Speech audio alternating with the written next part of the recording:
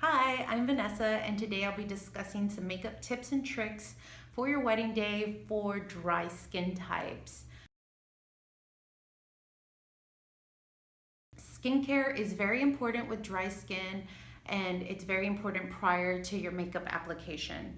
Before you get your makeup started, you definitely want to exfoliate. I recommend doing it a couple days before the wedding just so you don't have any redness if you have a reaction, just in case. I really recommend SkinCeuticals Micro Exfoliating Scrub.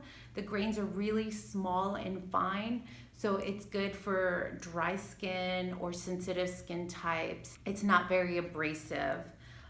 And that's gonna take off the dead skin layer, so you'll have a more smoother makeup, flawless look. After you're done exfoliating, you always want to replenish with using a serum. SkinCeuticals makes really good ones for dry skin or aging skin. And then after your serum, once that dries, you want to apply a moisturizer just so your skin is nice and plump. And for your wedding day, you definitely want to use your serum and your moisturizer and an eye cream. The eye cream is going to help with any puffiness that may occur, or it's going to also help to smooth out any fine lines and wrinkles. So after all your serum, moisturizer, and eye cream dries, you want to apply a primer. And the primer is just going to prep your skin for the foundation, and it's going to make it stay on a lot longer. Being here in Houston, you cannot skip out on that primer. After your primer has set, you want to use a mineral-based liquid foundation. Make sure it does not have any sunscreen. And this is going to be the only time I recommend not using a sunscreen. Basically, what sunscreen does, it bounces the sun rays off of your skin. And so if you're having a lot of photos taken that day, which is on your wedding day, you will, it can possibly bounce the flash off of your face, and that's how you get the white cast that you often see in some photos. So stick with a mineral-based sunscreen-free foundation for your wedding day. I would apply it with a foundation brush, and you want to apply it from the top all the way, blend it down to your neckline so you don't have the two-tone mask. That'll prevent that from happening. So after your foundation is done, you want to go in with your concealer, and the concealer is going to go wherever areas that the foundation did not cover. So I typically go underneath my eyes to cover any dark circles, or I cover up any blemishes or redness that me or my clients might have. And after your concealer, I like to use a liquid highlighter for dry skin. And typically I put the highlighter just right above the cheekbone to give some dimension. So after you're done with all your liquids and creams, you want to set it with a loose powder. I like to use a blush or bronzing brush to apply the loose powder just so it gets on evenly and you're not putting too much on at once. After you have your face set with the loose powder, you want to move on to your bronzing blush and powder highlighter. I like to do the bronzer with this brush. I apply it as a figure 3.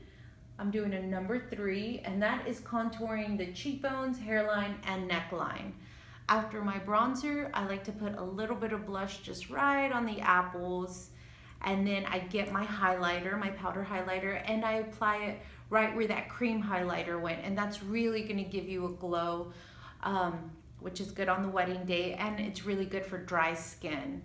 After you're done with your bronzing blush and highlighter, you want to go back to your loose powder, do one fine layer with the same brush, and that's really going to blend all those products together, and it sets all the liquid and concealer. After you're done with your bronzing blush and all that, you're going to move on to the eyes. For the eyes, I recommend using waterproof products since you possibly might cry on your wedding day. That'll prevent you from having your makeup running. You want to use a waterproof liquid liner and a waterproof mascara. Also, I recommend using fake lashes for that day. I like to use natural looking lashes, but it's up to you if you want dramatic ones. And that's really going to open up the eyes, and it looks really good in photos. So after you're done with your eyes, you want to move to the lips. And make sure that your lips are nice and smooth. If they're not, go ahead and use your SkinCeuticals micro exfoliating scrub. Again, the grains are really small, so it's not going to tear up your lips. You want to take off all that dead skin so you have a smoother lip, and it's also going to make your product stay on a lot longer. I recommend using a long-lasting lip color or lip stain, just so you're not dealing with having to touch up so often. And speaking of touch up, I do recommend having a little carry bag with your touch-up product. I recommend having a small powder brush like this, so you can use the loose powder just to take off any shine that you possibly may have, and also make sure that your lip stain or lipstick is in that bag so you can touch up and it's convenient. If you want to try some SkinCeutical products, check out houstonskin.com, or they have 4 Houston-based locations. And for the month of May, they are running a 25% off special off of any SkinCeutical products. Go check it out. They have products specifically for dry skin that's really going to give you a nice, natural, healthy glow. All right, thank you.